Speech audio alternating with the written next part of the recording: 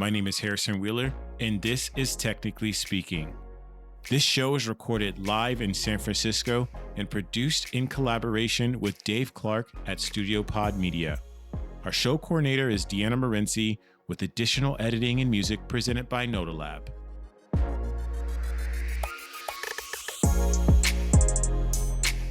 This episode of Technically Speaking is sponsored by Automatic, the people behind WordPress.com, Jetpack, WooCommerce, Tumblr, and more. Automatic's 1,400 people hail from 79 countries and speak 99 languages. Their open source software products democratize publishing and commerce so that anyone with a story can tell it and anyone with a product can sell it, regardless of income, gender, politics, language, or country. More than 1 billion people use Automatic products every month. Automatic also contributes directly to WordPress, the open source project that powers over 40% of websites on the internet. If you're ambitious, energetic, and driven by a passion to help people, you can make a visible, profound, and lasting difference working at Automatic. Visit automatic.com to check out the latest job listings today. That's AUTOMATTIC.com.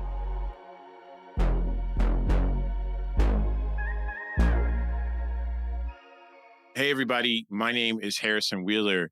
I am the host of Technically Speaking, and I'm glad to have Jay Demetillo on the show, lead designer at Grab. How you doing, Jay? What's up, Harrison? Nice to see you, man. How you doing? Good, man. So it's midnight there in Singapore. That is correct. I appreciate the dedication to come on the show.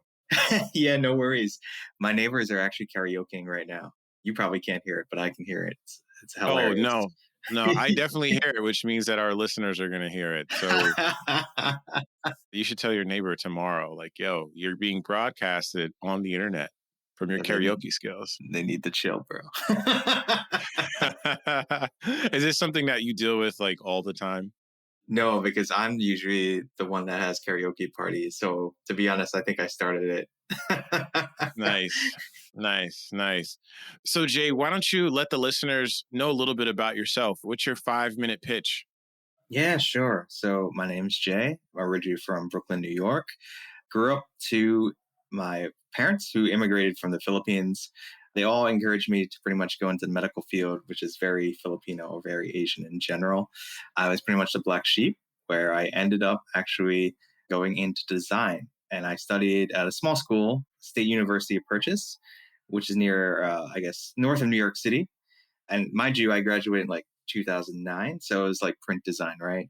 Pretty much I had a wild career. Just to keep it short, I pretty much evolved with the trends in the design world, where after I graduated, I actually got an animation job doing live animation graphics for television.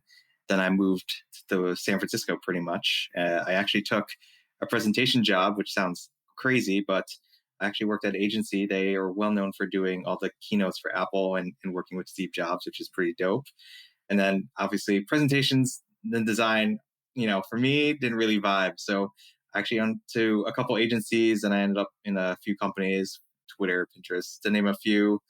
And I got sick of Silicon Valley for a little bit and moved to Asia. So now I'm here in Singapore, lead designer at Grab, where I used to work on Grab Food, which is the equivalent of like Uber Eats. And now I'm on the safety team, which deals with like all these emergency experiences or educating drivers on the platform and to drive safer. Awesome. So tell me, what was that transition like moving from like the Silicon Valley Bay Area to Singapore, and what has the design scene sort of been like there? It was painful for sure when I first moved here. And I know you also mentioned like why I moved here as well on the back, right? Like, so pretty much I moved here not just for job, but for love. So my girlfriend at the time was out here, and she's Indonesian. Unfortunately, things didn't work out, but that's why I actually ended up out here. But speaking of which, the job and whatnot, the design scene is pretty nascent. It's pretty small. It needs more talent, more leadership to step up. And in general, like I think the education scene in Asia just needs to be a little bit better, because it's not like San Francisco, like example, like San Francisco has got a rich culture. Obviously, there's a lot of talent there. Out here, I think we're lacking in a lot of those, events like SF Design Week. I mean, there is a Singapore Design Week, but it's not the same. There's not a lot of known companies that, show up to like student shows. So I think there needs to be more leadership in terms of us cultivating that relationship with the students, with the schools, and with the design scene in general, and having more events because it's not there yet. Have you been doing any of that yourself? Yes, I was. I was doing it for a while before COVID. So I was actually hosting a bunch of events. Actually, my friends flew all the way from San Francisco here because, a lot of the companies are now moving out here from Netflix, the Facebook to Indeed's like one of them. I know it's competitor of LinkedIn, but they all came out here and they actually spoke, which is pretty awesome. And that happened like every other month. I was hosting. They were called Shift actually. It was to pretty much shift the focus of design in Southeast Asia. So that's why I called it Shift. And I had those events and they were pretty cool. Most of the community like remembers me for it. And now obviously we can't do that. So all the events are now moved to Twitter Spaces or Clubhouse in general. Yeah. So Shift, is that also, don't you have a podcast at that same kind of name, or is that just the recording of the events? That's just the recording of the events in general. Ah, okay. There is a club called Shift that is on Clubhouse, but I have a podcast that's totally different from that in general. Oh, okay. Is it design oriented? Like, what's the general vibe of the pod? Oh yeah, no, that's a great question. So my podcast actually covers how tech impacts culture in countries that aren't really spoken about. I think if you come out here, Indonesia is usually spoken a lot about. Same with the Philippines. So I actually try to interview people in countries like Myanmar, Cambodia, Kazakhstan. Like I'm looking into all these countries, and right now I'm in season 1 of Myanmar. So I have 7 episodes. Well, 3 is supposed to come out, but I've been lagging because of so much work I've been on my plate, man. But they're coming Yeah. out. They will be coming out, and yeah, I'm probably going to do either 10 to 15 episodes. Myanmar, it's been hard because obviously, if you've been following the news, Myanmar is in a state of lockdown. There's no internet, but the people that I've been interviewing is fascinating. So yeah, there's a lot to learn, and I won't spoil it, but it's a good tease if anyone wants to check it out. It's called Traces, and you can find it on Spotify or Apple. Awesome. So look, we were talking about Shift and Clubhouse and Spaces. So fun fact is that Jay and I connected on Clubhouse, whether it be in rooms that he was hosting or rooms that I hosted. And we were actually talking just about like how it feels like that connection, that auditory connection has felt a lot closer than say a formal Zoom interview. So I'm going to ask you this. What do you prefer so far? Do you prefer Clubhouse or Spaces? And what are some of the things you like about one versus the other? Man, it's hard right now because I still got that Twitter love because obviously I used to work at Twitter. But right now, finding rooms or knowing if like a spaces is happening is sort of a pain in the butt. Also, like, I do like the interface, like where you can like, heart, send emojis if you react. You'll also share a post or share a link, which is dope because everyone can see what you're talking about, right? And you can scroll left and right. But to be honest, right now, like I know there's like this weird exodus right now of Clubhouse because everyone's now like back to real life in the States a little bit.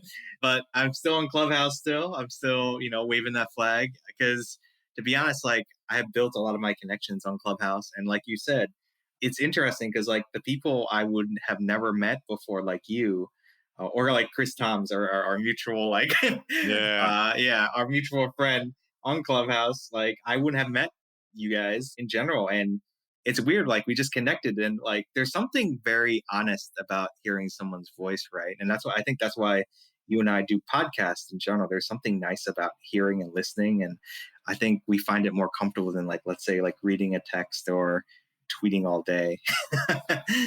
Yeah.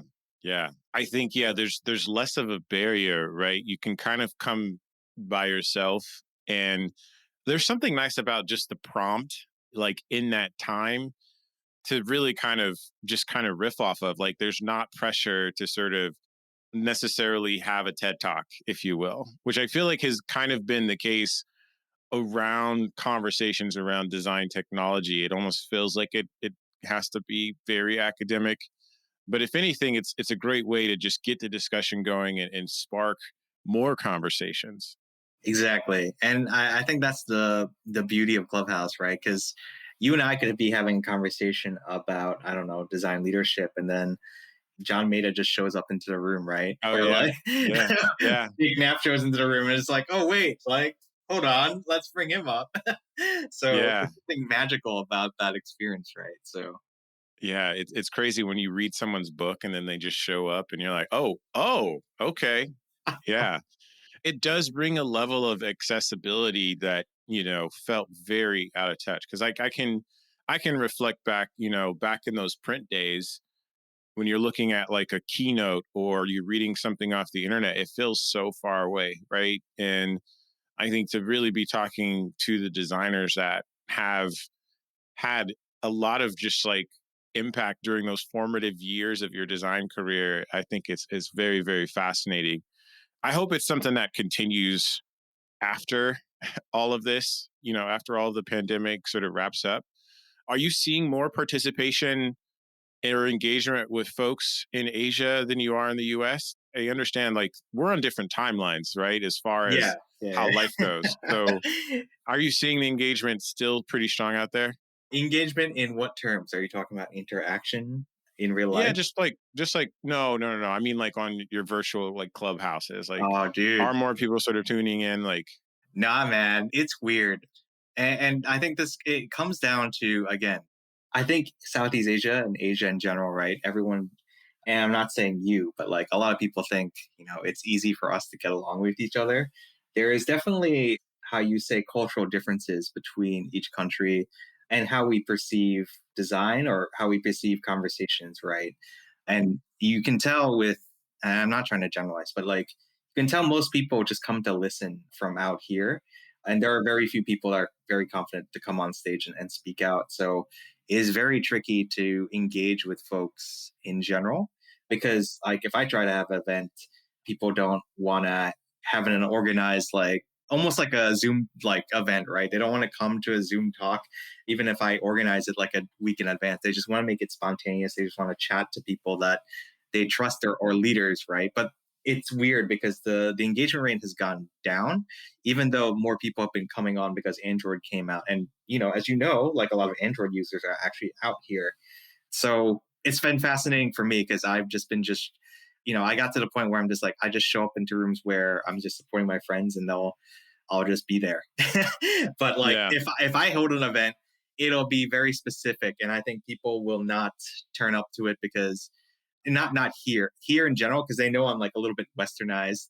So I think I'm getting that vibe, which I've struggled with for a while. The cultural balance between the West and the East is very difficult, and as I mentioned, it is a little bit painful in the beginning. So it is weird to get that vibe in general, but I work through it.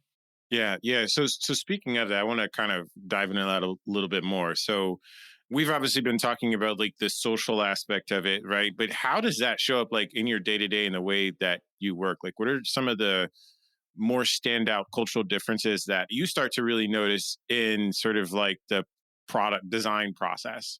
Oh yeah, for sure. So I mean, one thing is definitely communication. I think the radical candor that exists out in Silicon Valley does not exist out here. And I think I've mentioned to you once, like where when I first moved here, I definitely tried doing that and it didn't go too well. I got dragged in general after that.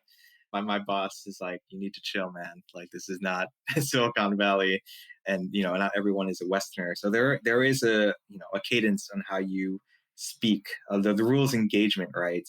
And how you align people, get everyone on the same page. And then in terms of design process, now again, this is very okay. I'm trying to compare because I'm also not trying to generalize because I know some companies do the same thing that China does. So in the West, right, there's the whole like, let's come together, let's ideate, let's look at the data, let's do some user research, let's maybe test it, run an A/B test, or maybe that's just, and then after that we ship it.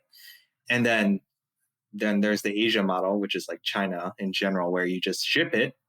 You don't even like think about like the design. You're just like, yeah, we're just going to ship this.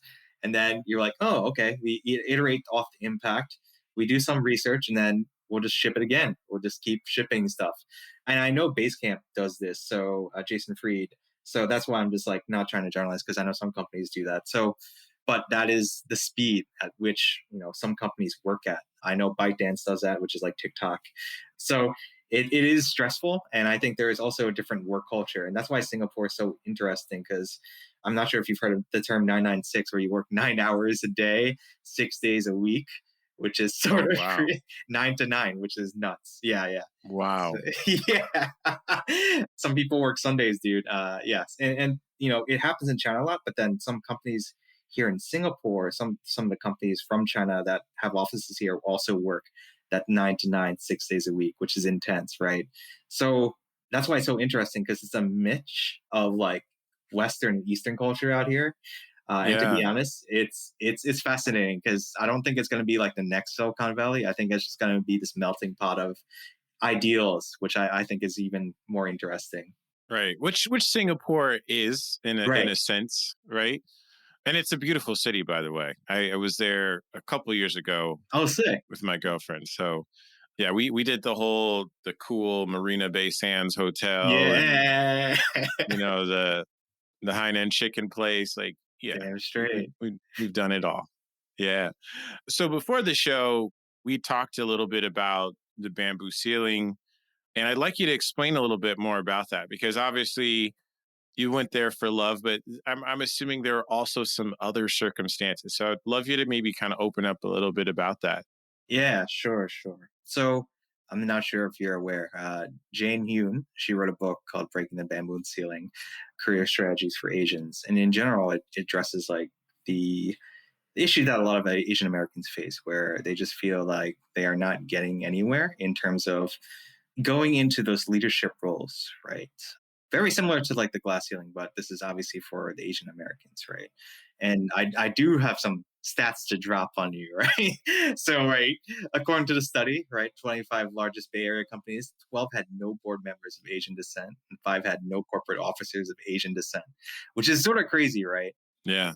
Also, statistics show 33% of software engineers in Silicon Valley being people of Asian descent. They make up only 6% of board members and 10% of corporate offices in Bay Area's largest companies.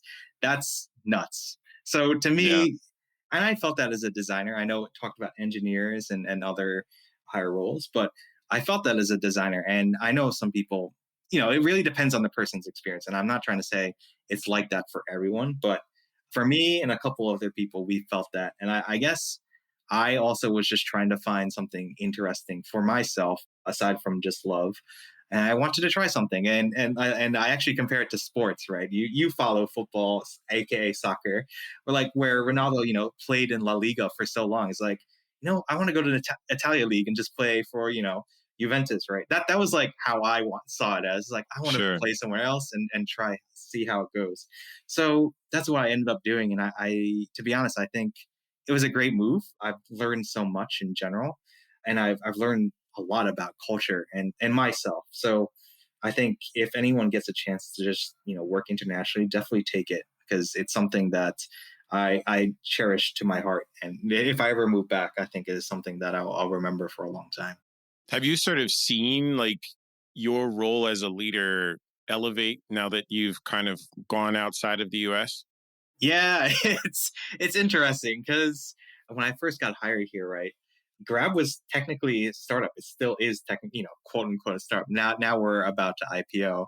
And I feel like I've seen the growth of Grab in general in the past almost 4 years that I've been here. So at that time, like titles, didn't really matter. And then, of course, like they were like, oh, yeah, yeah, you're a lead, blah, blah, blah. And I'm still an IC, but as you know, and there's a lot of conversations about this in our design, in the design scene right now, where you start to realize how much you actually need like a higher level IC running the show. And Yeah. like you start like starting to embrace that, like, okay, I'm going to be that power IC that gets people on board, like pushes forward projects across the organization. Because I'm on a horizontal team now. On food, I was that high level IC. Now I'm on this team that's a horizontal across all these orgs. So for me, I take pride in just being a power IC. And to be honest, like Asia's not used to that. They're more used to like the managerial role, but you're starting to see that evolve Sure. in some companies. So for me, I've been learning, but also like growing as in my career. So anywhere I go, dude, like I think I'll be happy because everyone will just like love me for embracing that role. But also leading a product internationally is very tricky. And I think I pretty much, solved it and I've learned from it. Yeah. So really kind of two things I take away is sort of leadership from an impact perspective across the product. And then obviously being able to work through more complex problems. This is a great sort of like connection because, I had Maurice from Interact Project That's awesome. Yeah. on last season, and you've worked with Interact Project before, correct? Yeah, Mo was my boy, man. I worked for them for almost like 7, 8 years. I'm still on the board, technically, quote unquote, Yeah. but yeah, they're a great company. They've done so much for the Bay Area and the undeserved communities. Yeah. So it's funny. I've had actually a lot because I think Renee, I had her on Oh, that's first dope. season. She's also on the board. But taking it back to the conversation with Mo, we actually talked a bit about what that means because he's a principal designer, which is also a Yeah. senior level kind of IC role, right? I think for me as a senior manager, I love working with my senior design partners because it's a partnership. And I don't think a lot of people understand like that's also potential direction that people can go in. Even though you're an IC, you are a leader in that sense. So I think it's great that, you're able to kind of speak to that and people have a better idea of sort of what that might entail. Oh, dude, yeah, for sure. I think, it's all about craftsmanship, but also if you're a senior IC, you're storytelling the whole project from beginning to end. And I think that's one thing that's, a lot of young designers need to work on as well, because they don't really understand the soft skills. And as they grow older, right, or more senior in general, they have a path. They can either become a manager, they may be like more comfortable that way managing people because they may not be too strong in the craftsmanship skills. And that's not to say most managers aren't, but managers don't want to do the work. They're just like having other people push forward things for you. But when you're a manager, right, you need that person that's like, taking charge, the captain of the ship and owning the project, right? And you need that person with that skill, that craftsmanship skill, but also selling it. So you don't have to come to those meetings, right? You don't need to, you have confidence in this person, like he's got it. I'll just be in the back, just sipping my tea. And, if anyone has anything to say, I'll be backing my boy up, right? So, I mean, I think, Yeah. if you're a manager, those senior IC level folks, they really make things comfortable for you in general because you don't have to worry about it. You don't even have a second thought. You're just like, he's got it. I don't even have to worry, right? And he's going to mentor and help grow the team. He thinks about all these different things. And for me, I think I've learned so much, but also leading different cultures into, designing a process. And that I think that's hard as a manager. If you haven't managed that ever before, that is very difficult. So for me, like whenever I transition to, managing a team or whatnot, I think I'll be very comfortable doing it because at least I went through those, those wars, those battles in general. Yeah. And then, when it comes to people management, there's a little bit more paperwork that you have to do. Oh yeah, definitely. It's a matter if you want to do that or not, right? Awesome. The future of work is here at Automatic. The people behind WordPress.com, Jetpack, WooCommerce, Tumblr, and more. Join a team of diverse global perspectives. Create the work environment and schedule that empowers you to perform at your very best. At Automatic, what matters is the work you produce, not how many hours you put in. Work from anywhere you choose. There are Automatications working right now in 79 countries around the globe. The intellectual and cultural diversity that results is critical to the company's success. Automatic believes in constant learning and offers mentorship and personal coaching to support your growth. As a small company with a huge footprint, Automatic offers you the chance to have an impact and make a difference. If you're ambitious, energetic, and driven by a passion to help people, you can make a visible, profound, and lasting difference working at Automatic. Visit automatic.com to check the latest job listings. That's AUTOMATTIC.com. So look, I'm going to switch a little bit. I want to go back to the 969.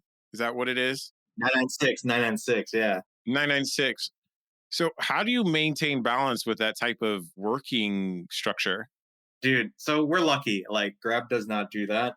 But that's not to say our Beijing office doesn't do it. They do it. And when I went up to the Beijing office pre-COVID, luckily I didn't have to do it, but my engineers, man, they work super hard. So I have so much love for them. I love my Beijing engineering team. I miss those folks.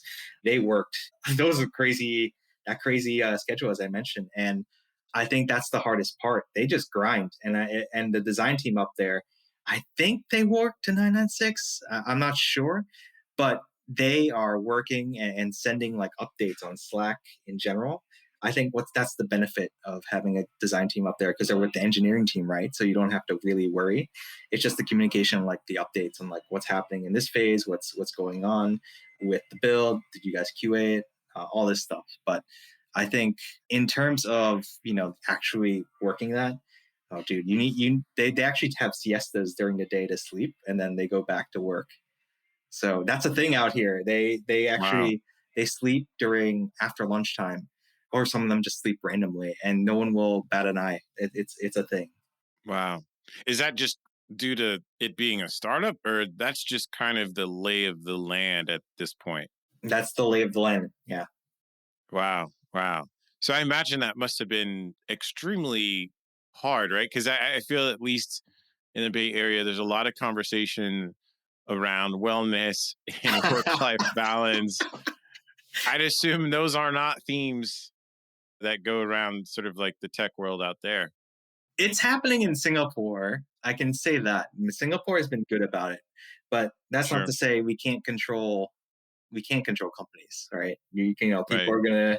People are gonna work hard regardless. So, and managers are gonna manage. So I think it will happen, but that is the lay of the land. I think China, I think some companies are starting to go that route, to be honest, but it's going to take a while. I don't think it's going to change for a long time. Yeah. Yeah. So look, man, there's so much going on in the work life outside of that. Like what's on top of mind for you right now? Oh, dude, I'm actually on the side. I'm hustling. I'm actually making my own shoes, Wow. making my own shoe brand for Southeast Asia. So that's the top of mind right now. I'm not sure Like about like you.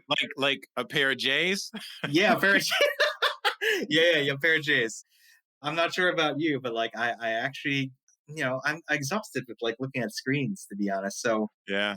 I took a class. The dude, I guess he's done a lot of Nike custom shoes, and I literally built my own pair of Nikes from the ground up. You can follow me on Twitter if you've seen it.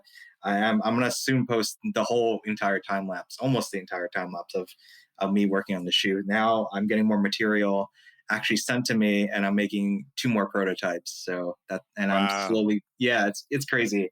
So I'm building up to my own brand. I'm giving myself a year, and yeah, I already have factories lined up, dude. It's nuts. So yeah, What? yeah, Yo, yeah. this is amazing. Is this like a passion thing or is it just like I want to learn more about like the process? It's driven by learning or is it driven by like I've always wanted to do this? Tell me where the thinking comes from. Yo, that's a great question, Harrison. It was weird. Like, so when Nike.com, like you build your own custom J's, right? And you get them, you're just like, oh, these are awesome. But then something in my head's like, why don't you just make your own J's, right? And I was like, yeah, what if I just do it myself? And then I took the class with like no hesitation. And this happened like maybe 2 months ago. And like as much as hard as it was, I was actually down. I was like, this is amazing. This is awesome. Like, I'm getting through this thing. And I did it within a month. And I think now it's Wow. just like a passion now. It's just like, yeah, let's do it. Like, I'm down to make my next pair. So I'm going crazy. And the thing is, like, for me, I'm trying to be more very eco-friendly. So I'm actually trying to build sustainable shoes for Southeast Asia. We'll see if it ever gets to the States, but I'm trying to be more friendly with the earth, obviously. So we'll see what happens in terms of material. Wow, that's amazing. It's inspiring. So, the next Yeezy brand is going to come from Jay Demetillo. What are you going to call them? Oh, no, great question. So I already have the brand name and everything. My friend's working on the logo. Like I was set. Is it too early for the listeners to Oh, get a sneak no. peek on the name? Nah, man. The name is Udara. Udara. Okay. Udara is Malay for, oh, shoot. Udara is Malay for the air. And then in Sri Lankan, it means great. So Wow. So air greats, air greats. great air. Great air. Yeah. Yeah. Yeah. Well, I mean, the output of eco-friendly is great air. So you've got something going. Thanks, bro. Yeah. So look, I want to probably towards the end of the show. Is there any piece of advice that you want to leave for designers or design practitioners before we in the show? Oh man. All right. Just two things for young designers in general, right? The soft skills matter, communication matters, and it's how you present yourself, right? And who you surround yourself with as well. So that definitely matters. But I think more importantly, right? I think there's this concept that, we don't have a seat at the table. I think for me, I've said this multiple times. Like there's always been a seat at the table. We just haven't sat down yet. And we haven't been able to communicate with our stakeholders the right way. So the seat's there. We just haven't been able to sit down yet. So change that thought process and push stuff and learn to communicate with others. That's why soft skills matter. Awesome. Thank you. And what are some ways that people can get in touch with you? Yeah, feel free to reach out to me on Twitter, Instagram, and Clubhouse, AsianXJ. As funny as it is, that's a whole different story. But yeah, feel free to reach out to me there. Awesome. Well, Jay, again, this was a great conversation. Love the energy. Thanks for coming on the show. And I know it's pretty late/early, depending if you're a glass half full or glass half empty person. So I want to make sure that you can get to your sleep or karaoke party as soon as possible. Thanks again. Thanks, man. No worries. And good chatting to you. Well, that's a wrap for this episode. Thanks for listening. Ratings and reviews help this podcast tremendously. If you're enjoying what you're listening to, I'd love it if you could leave a rating and a review on Apple Podcasts. I'll return the favor by giving you a shout out on the show and on Instagram. AJ Kim 0822 says, "This is one of my go-to podcasts to listen to while I'm driving. The cadence of Harrison's interaction with guests is great. Normally I play podcasts at 1.5 speed because the conversations can be a bit slow, but not with this podcast. Harrison has such wealth of knowledge and experience, and I'm so glad he created this podcast to share it." AJ Kim, thanks for the review. This means so much. I created these segments to be as long as they were so you could listen to them on that morning walk or that drive to work. Happy to hear that you listened to it in the context that it was created for. I'm looking forward to sharing more reviews on upcoming episodes, so don't forget to submit yours today.